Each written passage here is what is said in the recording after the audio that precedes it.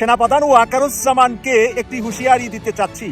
ওয়াকারুজ্জামান সাহেব, আপনাকে কিন্তু আমরা একটু ভদ্র মানুষ মনে করে ভদ্রতা দেখিয়ে আপনি কিন্তু আমাদের সাথে একটু মিশে গিয়েছিলেন প্রায় 7 মাস পরে হাসনাত আব্দুল্লাহ কিন্তু আপনার মুখোশ উন্মোচন করে দিয়েছে। সম্প্রতি অন্তর্বর্তীকালীন সরকারের প্রধান উপদেষ্টা মন্তব্য করেছেন আওয়ামী লীগ নিষিদ্ধের কোনো পরিকল্পনা সরকারের নেই। আমরা তার এই বক্তব্যের নিন্দা জানাই। সেনাপ্রধানের দিক থেকে মূল ভেটোটা ছিল যে ডক্টর মোহাম্মদ ইউনূস কেন, why not any other person. Doctor Mohammad ইউনূসের নামে মামলা আছে, তিনি একজন কনভিক্টেড পারসন। একজন কনভিক্টেড পারসন আসলে কিভাবে একটা দেশের প্রধান উপদেষ্টা হতে পারে?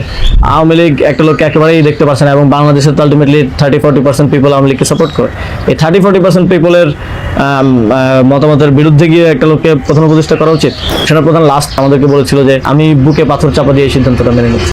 বাংলাদেশ সেনাবাহিনীর প্রধান জনাব ওয়াকারুজ্জামান কঠিন পরিস্থিতিতে, নজিরবিহীন কঠিন পরিস্থিতিতে। দর্শক, আমরা বলছি না যে বাংলাদেশ সেনাবাহিনী কঠিন পরিস্থিতিতে, সেনাপ্রধান ব্যক্তি হিমসেলফ কঠিন পরিস্থিতিতে। নেপথ্যের মূল কারিগর বাংলাদেশের এই মুহূর্তে প্রভাবশালী এবং সবচেয়ে জনপ্রিয় ফিগারদের মধ্যে অন্যতম, দেশপ্রেমিক অ্যাক্টিভিস্ট। তাকে অ্যাক্টিভিস্ট বলবো না কি বলবো বুঝতে পারছি না। আপনি নানান বিশেষণে তাকে ভূষিত করতে পারেন। শ্রদ্ধেয় পিনাকি ভট্টাচার্য দাদা। মানে প্রেক্ষাপটটা একটু কেমন জানি হয়ে গেছে। আসলে সেনাবাহিনীকে নিয়ে কি নতুন ষড়যন্ত্র হচ্ছে, নাকি সেনাপ্রধানকে সরিয়ে দেওয়ার জন্য কোনো পরিকল্পনা হচ্ছে, নাকি রাষ্ট্রপতি সেনাপ্রধান দুজনকে সরিয়ে দিয়ে নতুন একটা রাজত্ব কায়েমের চেষ্টা চলছে? আবার কেউ কেউ বলছেন না, এই সেনাপ্রধান হচ্ছেন মূল ভিলেন। তো এই কেউ কেউ কারা? জাতীয় নাগরিক পার্টির যারা রাজনৈতিক নেতারা আছেন, পাশাপাশি সরকারের মধ্যে থাকা আসিফ মাহমুদ আছেন, সার্জিস আছেন, হাসনাত আছেন, তারা এক ধরনের বক্তব্য দিচ্ছেন, এবং তাদের যারা অনুসারীরা আওয়ামী লীগকে ইস্যুতে এই মধ্যে জানানিদের রাজনৈতিক মাত্রা আবার গরম হয়ে উঠেছে। ছাত্ররা তো কিছুই করতে পারলো না। রাষ্ট্রপতিকে সরাইতে চাইলো, সেটা পারলো না। সংবিধান বদলাইতে চাইলো, সেটা পারলো না। স্থানীয় নির্বাচন চাইলো, সেটা পারলো না। আওয়ামী লীগকে ঠেকাইতে চাইলো, সেটাও পারলো না। কোনো কিছুই তো পারতেছে না। জুলাই গণ অভ্যুত্থান কি ব্যর্থতার দিকে যাচ্ছে? আমরা এমন কিছু করবো না যেটা বাংলাদেশকে আরো আনস্টেবল একটা সিচুয়েশনে নিয়ে যাবে। এতে কোনো সন্দেহ নেই, শেখ হাসিনার পতন এবং পালিয়ে যাওয়ার সময়টা আবার তারপরে অনেক ঘোলাটে পরিস্থিতি তৈরি হয়েছিল। খুবই স্বাভাবিক, এটা একেবারেই অস্বাভাবিক কোনো ব্যাপার না। এই ধরনের প্রেক্ষাপটে এটা ঘটাটাই বরং প্রত্যাশিত। সেই জায়গায় দাঁড়িয়ে আমরা আসলে ঠিক কিভাবে এটাকে দেখবো, সবাইকে কি রোল প্লে করেছে, সেটার রিয়াকশনে আমাদের কি করা দরকার, 7 মাস পরে এসেও আমার মনে হয় না এটা আমাদের কাছে খুব স্পষ্ট এখনো হয়েছে। এটা যদি হয়েও থাকে, আমি সেটাও যদি কেউ মনে করেন যে আমরা কাউকে ভিলেন মনে করছি, কাউকে ভিলেন বানানোর চেষ্টা করি, যেভাবেই দেখি না কেন, এই মুহূর্তে আমাদের আসলে একটা সাংঘর্ষিক পরিস্থিতিতে যাওয়াটা সবচেয়ে খারাপ। আসসালামু আলাইকুম প্রিয় দর্শক, বর্তমান সময়ের বাংলাদেশের রাজনৈতিক প্রেক্ষাপট বা রাজনৈতিক পরিস্থিতির উপর বিশ্লেষণ করে আপনাদের সামনে কিছু গুরুত্বপূর্ণ ভিডিও ফুটেজ নিয়ে হাজির হয়েছি।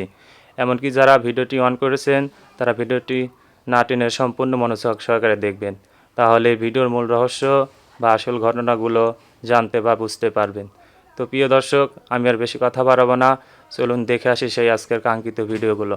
তবে তার আগে বলি, যারা এখনও চ্যানেলটি সাবস্ক্রাইব করেননি তারা সাবস্ক্রাইব করে পাশে থাকা বেল আইকন বাটন ক্লিক করে দিন, আর যারা ইতিমধ্যে সাবস্ক্রাইব করে রেখেছেন তাদেরকে অসংখ্য ধন্যবাদ। তো চলুন দর্শক, একটা লাইক দিয়ে আমরা ধারাবাহিকভাবে সকল ভিডিওর বিস্তারিত আলোচনা দেখে আসি। বাংলাদেশ সেনাবাহিনীর প্রধান জনাব ওয়াকারুজ্জামান কঠিন পরিস্থিতিতে, নজিরবিহীন কঠিন পরিস্থিতিতে। দর্শক, আমরা বলছি না যে বাংলাদেশ সেনাবাহিনী কঠিন পরিস্থিতিতে, সেনাপ্রধান ব্যক্তি হিমসেলফ কঠিন পরিস্থিতিতে। নেপথ্যের মূল কারিগর বাংলাদেশের এই মুহূর্তে প্রভাবশালী এবং সবচেয়ে জনপ্রিয় ফিগারদের মধ্যে অন্যতম, দেশপ্রেমিক অ্যাক্টিভিস্ট। তাকে অ্যাক্টিভিস্ট বলবো না কি বলবো বুঝতে পারছি না। আপনি নানান বিশেষণে তাকে ভূষিত করতে পারেন। শ্রদ্ধেয় পিনাকি ভট্টাচার্য দাদা। জামাত, ডক্টর ইউনূস সরকার, এনসিপি, ছাত্র জনতা, আপামর জনসাধারণ জেগে উঠেছে। অ্যাজ ইফ জনগণ ভার্সাস সেনাপ্রধান মুখোমুখি। জনগণের মুখোমুখি দাঁড়িয়ে সেনাপ্রধানের কোনো খায়েশ পূরণ হবে না। হ্যাঁ, বিহাইন্ড দ্য সিন সেনাপ্রধান অনেক গেম খেলতে পারেন, এটা সম্ভব, অনেক বড় বড় কাজ করা সম্ভব, কিন্তু জনগণের মুখোমুখি দাঁড়িয়ে এটা ডিসক্লোজ হয়ে যাওয়ার পর এটা সম্ভব নয়। এখন সেনাপ্রধান জনগণের মুখোমুখি দাঁড়িয়ে গেছে। এখন সেনা লীগ বলে মানুষ সেনাবাহিনীকে কটাক্ষ করছে, এবং মসজিদ থেকে অনেকে নাকি মিছিল বের করার উদ্যোগ নিচ্ছে সেনাপ্রধানের বিরুদ্ধে। আমি এটা বিরোধিতা করি। আমি মনে করি আমরা যে সমালোচনা করছি, জনগণের মতামতটা সেনাপ্রধান বুঝুক, সেটা বুঝে তিনি আমলে নিয়ে তিনি দায়িত্বে থাকুক, দ্যাটস ইট। পাবলিক পারসেপশন তিনি উপলব্ধি করুক। সরকার ডেফিনেটলি তাকে বিভিন্ন মেসেজ দিচ্ছে।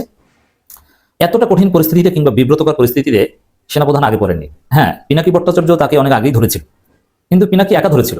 কিন্তু এখন দেখেন, যেই জামাত ইসলামের আমির সেনাপ্রধানকে দেশপ্রেমিক, সেনাবাহিনীকে দেশপ্রেমিক সার্টিফিকেট দিল, সেই আমির এখন ইনিয়ে বিনিয়ে সেনাপ্রধানের বা সেনাবাহিনীর যে আওয়ামী পুনর্বাসনের তৎপরতা তার বিরুদ্ধে কঠিন অবস্থান জানান দিয়েছে, যে আওয়ামী লীগের চ্যাপ্টার ক্লোজড, কেউ পুনর্বাসনের চেষ্টা করবেন না। এই বার্তা কিন্তু আমিরে জামাতের এই বার্তা কিন্তু সেনাবাহিনী প্রধানের বিরুদ্ধে। কারণ আমিরা জামাত কোন প্রেক্ষাপটে এই হুঁশিয়ারি দিয়েছেন, যখন মানুষ বা রাজনীতিতে সেনাপ্রধানকে সন্দেহ করা হচ্ছে। হাসনাত আব্দুল্লাহ যখন জানিয়ে দিয়েছে যে সেনাবাহিনী তাদেরকে আপোষ করতে বলছে, আওয়ামী লীগকে গ্রহণ করতে বলছে। দর্শক, এনসিপিও কিন্তু মাঠে নেমেছে। তারা ক্যান্টনমেন্টের বিরুদ্ধে স্লোগান দিচ্ছে যে ক্যান্টনমেন্টের কোনো ষড়যন্ত্র বাস্তবায়ন হতে দিব না। শুধু এখনকার না, সে আগে ক্যান্টনমেন্ট থেকে যত ষড়যন্ত্র হয়েছে তার বিরুদ্ধেও এনসিপি কথা বলা শুরু করেছে। জামাত শিবিরের লোকজন বলছে, যেহেতু আমিরে জামাত বলেছেন নাম না ধরে হলেও, সবচেয়ে বড় বিষয় দেখেন, পিনাকি ভট্টাচার্য, জনগণ, জামাত এরা তো আছেই, কিন্তু হ্যাঁ, জনগণের শক্তি সবচেয়ে বড় শক্তি, কিন্তু সরকারের চাইতে বড় ইনস্ট্যান্ট পাওয়ার এক্সারসাইজ করার কোনো অথরিটি নেই। জনগণকে সংগঠিত হতে সময় লাগে, আর জনগণ যা ইচ্ছা তা করবে সবসময় সেটা লেজিটিমেট হয় না। কিন্তু সরকার কিন্তু নিয়মের মধ্যে অনেক কিছু করতে পারে। সরকার কিন্তু প্রচন্ড ক্ষুব্ধ। দেখেন, সেনাপ্রধানের এই বিতর্কিত ভূমিকার প্রাক্কালে আসিফ মাহমুদের একটা বক্তব্য সামনে এসে, আমি জানি না যে বক্তব্য কবে দিয়েছেন। আসিফ মাহমুদ স্পষ্টভাবে বলছেন যে সেনাপ্রধান ওয়াকারুজ্জামান তিনি প্রফেসর ইউনূসকে প্রধান উপদেষ্টা হিসেবে মানতে চাননি ছাত্র জনতার প্রস্তাবের প্রেক্ষিতে। তিনি বলছেন যে প্রফেসর ইউনূস তিনি একজন কনভিক্টেড, তার বিরুদ্ধে এতগুলো মামলা, অতএব তিনি কিভাবে প্রধান উপদেষ্টা হবেন। আবার সেনাপ্রধান এও বলেছেন যে আওয়ামী লীগের 30-35% সমর্থন আছে, তারা তো প্রচন্ড নেগেটিভলি দেখে প্রফেসর ইউনূসকে, তিনি কিভাবে প্রধান উপদেষ্টা হবেন। কিন্তু পরবর্তীতে যখন ছাত্র জনতা অনড় থাকলো যে না, প্রফেসর ইউনূসের কোনো বিকল্প নেই, তখন সেনাপ্রধান বলল যে বুকে পাথর চাপা দিয়ে আমি মেনে নিলাম। এর মানে প্রফেসর ইউনূসকে মানতে সেনাপ্রধান অনেক কষ্ট হয়েছে। প্রফেসর ইউনূসকে এই কারণে আন্তরিকভাবে সহায়তা করতে পারছেন না। আসিফ মাহমুদরা স্পষ্ট যে আমরা কাউকে ম্যানেজ করার জন্য, ডিপ স্টেটকে ম্যানেজ করে আমরা সরকার চালাই না। এই যে মানে সরকারের বার্তা স্পষ্ট, এই সরকারের সমর্থক সেনাপ্রধান ছিল না। যেই সরকার গণঅভ্যুত্থানের ফলে সৃষ্ট, যেই সরকার শহীদদের রক্তের উপর ভিত্তি করে প্রতিষ্ঠিত, সেই সরকারকে মন থেকে ওয়েলকাম করতে পারেনি সেনাপ্রধান, বুকে পাথর চাপা দিয়ে ওয়েলকাম করেছিল। এখন এটা যখন ফাঁস হয়েছে, সামনে এসেছে, এখন জনগণ ম্যাসিভলি সেনাপ্রধানকে সন্দেহ করা শুরু করেছে, করবে। আর জনগণ যদি সেনাপ্রধান সম্পর্কে নেগেটিভ একটা ধারণা রাখে, অতি উৎসাহী কেউ যদি, আমরা সমর্থন করি না এটা, মসজিদ থেকে সেনাপ্রধানের বিরুদ্ধে মিছিল বের করেন, আমি এটা সমর্থন করি না, কিন্তু যদি করেন, আর সেটা না করলেও মানুষ এখন ফেসবুকে লিখছে সেনাপ্রধানের বিরুদ্ধে, এবং কেউ হ্যাশট্যাগ দিচ্ছে স্টেপ ডাউন ওয়াকারুজ্জামান। মানে এই যে একটা বিব্রতকর পরিস্থিতি, এটা সেনাপ্রধান এখন টের পাচ্ছেন যে কত ধানে কত চাল। হ্যাঁ, একটা সময় ছিল 80 দশকে, যখন সকাল সন্ধ্যা পৃথিবীর বিভিন্ন দেশে সেনা অভ্যুত্থান হতো, খালেদ মোশাররফ, অমুক তমুক, এক এক সময় এক একজন, কিন্তু সিপাহী বিপ্লব। এখন কিন্তু সেই যুগ নেই, এখন সোশ্যাল মিডিয়ার যুগ, ইন্টারনেটের যুগ। এখন জনগণ মুহূর্তের মধ্যে লক্ষ কোটি জনগণ রাজপথে নেমে সেনাবাহিনীর ওই কামান খেয়ে ফেলতে পারে। এখন জনগণ অনেক বেশি, কিন্তু সেনাবাহিনী কিন্তু বেশি না। আর সেনাবাহিনীর মধ্যে দেশপ্রেমিক অফিসারদের অভাব নেই, যারা অবৈধ কোনো উদ্যোগকে সমর্থন করবে না। অতএব সেনাবাহিনীকে ভয় পাওয়ার দিন শেষ। ক্যান্টনমেন্টকে এখন আর রাজনীতিবিদ, জনগণ কেউ ভয় পায় না, কারণ জনগণের বিপরীতে যে তারা কিছু করতে পারবে না। আর বাংলাদেশের জনগণ একবার শিখে গেছে যে হাসিনার অস্ত্রের মুখেই কিভাবে বিজয় অর্জন করতে হয়। আর সেখানে ওয়াকারুজ্জামানের পক্ষে তো সেনাবাহিনীর দেশপ্রেমিক অফিসাররা, জুনিয়র অফিসাররা কিংবা সিপাহী জনতাই নেই, তিনি কি করবেন? তো ওয়াকারুজ্জামান সত্যি কঠিন পরিস্থিতিতে। সেনাপ্রধান ওয়াকারুজ্জামানকে একটি হুঁশিয়ারি দিতে চাচ্ছি। ওয়াকারুজ্জামান সাহেব, আপনাকে কিন্তু আমরা একটু ভদ্র মানুষ মনে করে ভদ্রতা দেখিয়ে আপনি কিন্তু আমাদের সাথে একটু মিশে গিয়েছিলেন প্রায় 7 মাস। 7 মাস পরে হাসনাত আব্দুল্লাহ কিন্তু আপনার মুখোশ উন্মোচন করে দিয়েছে। আরেকটা কথা আপনি মনে রাখবেন, হাসনাত আব্দুল্লাহর বাড়ি কিন্তু কুমিল্লা, সে কিন্তু কুমিল্লার রক্ত বহন করে। আর কুমিল্লার রক্ত যখনই গরম হয়েছে, তখনই কিন্তু বাংলাদেশে বড় মাপের কিছু ঘটেছে। তাই আমরা সেই বড় মাপের ঘটার কথাটা স্মরণ করে দিচ্ছি জেনারেল ওয়াকারুজ্জামানকে, যে আপনি ভদ্রভাবেই চাকরিটা শেষ করে বিদায় নেন, সেটাই আমরা চেয়েছিলাম। কিন্তু আজকে আপনি যে ভারতকে লালন করেন, আর আপনার বোন ওই ডাইনিকে যে আপনি বলতে পারেন নাই, এই জিনিসটা হাসনাত আব্দুল্লাহর লিখনির ভিতরে আমরা জানতে পেরেছি। আর জানার পরেই কিন্তু সারা বিশ্ব এবং বাংলাদেশে আপনার প্রতি নিন্দার ঝড় বচ্ছে। আজকে নিন্দার ঝড় বয়েছে গত রাত থেকে ঢাকা বিশ্ববিদ্যালয় এবং আজকে রাজপথে। আমরা দেখলাম বাইতুল মুকাররমের চতুর্পাশে আপনি সেনাবাহিনী মোতায়েন করেছেন, কারণ আপনার বিরুদ্ধে আন্দোলন হবে আজকে জুম্মার পরে আপনি শুনতে পেরেছিলেন। আমি জেনারেল ওয়াকারুজ্জামানকে বলি, আমাদের হাসনাত আব্দুল্লাহ আছে, আমাদের ডক্টর পিনাকি ভট্টাচার্য আছে, আমাদের কিন্তু সাংবাদিক ইলিয়াস হোসেন আছে, আমরা কিন্তু মরি নাই। আর আমরা মরে গেলেও আমাদের রক্তের মধ্যে অনেকেই দাঁড়িয়ে যাবে। আমরা যদি মরেও যাই, তারপরেও ভাববেন না যে আপনাদেরকে ছেড়ে দেবে। শুধু আপনাদেরকে নয়, যদি আপনারা ওই রাস্তায় হাঁটেন, আপনাদেরও বংশ পরিচয় বাংলাদেশে দিতে পারবে না। বাংলাদেশে অন্তত বংশ পরিচয় দিয়ে বুক ফুলিয়ে হাঁটতে পারবে না, বাংলাদেশের মানুষ আপনাদেরকে ছাড়বে না। আবার বিদেশে প্রবাসী এসেও আপনি কিন্তু রেহাই পাবেন না, কারণ আপনার ফেস সবাই চিনে। আপনার হয়তো সন্তান, পরিবার, পরিজনের ফেস মানুষ সবাই চিনে না। কিন্তু জেনারেল ওয়াকারুজ্জামান, আমরা ভেবেছিলাম আপনি সুন্দরভাবে রাষ্ট্রীয় দায়িত্বটা পালন করে বিদায় নেবেন এবং পরবর্তীতেও আমাদের দেশের সরকারকে, দেশের মানুষকে সহযোগিতার জন্য হাত বাড়িয়ে রাখবেন। কিন্তু আপনি মনে রাখবেন যে আপনার বিদায়ের পরে, চাকরির পরে কিন্তু আপনার 10 পয়সার কোনো ভ্যালু থাকবে না। তাই এই চাকরি করা অবস্থায় আপনি যদি সাবের হোসেন চৌধুরীকে দিয়ে আর সোহেল তাজকে দিয়ে আওয়ামী লীগকে নির্বাচনের জন্য মাঠে নামাতে চান, ওই দুইটা মাঠে নামার পরই আপনি টের পাবেন ওই দুইটার কোন জায়গা দিয়ে কি ঘটে যায়। আমরা এখন বলছি না, কিন্তু ওই দুইটা, সাবের হোসেন চৌধুরী সর্বশেষ স্বৈরাচার শেখ হাসিনার মন্ত্রী ছিলেন। এই 24 সালে কিন্তু তার মন্ত্রিত্ব থাকা অবস্থা, হাসিনা 5ই আগস্ট পর্যন্ত সে মন্ত্রী ছিলেন। আর সোহেল তাজকে উলঙ্গ করে দিয়েছে অলরেডি সাংবাদিক ইলিয়াস হোসেন ভাই। বিডিআরের সকল নাটের গুড়া এই সোহেল তাজ, তাজউদ্দিনের ছেলে। তাজউদ্দিন ছিল ইন্দিরা গান্ধীর আঁচলের নিচে বসবাসকারী ব্যক্তি।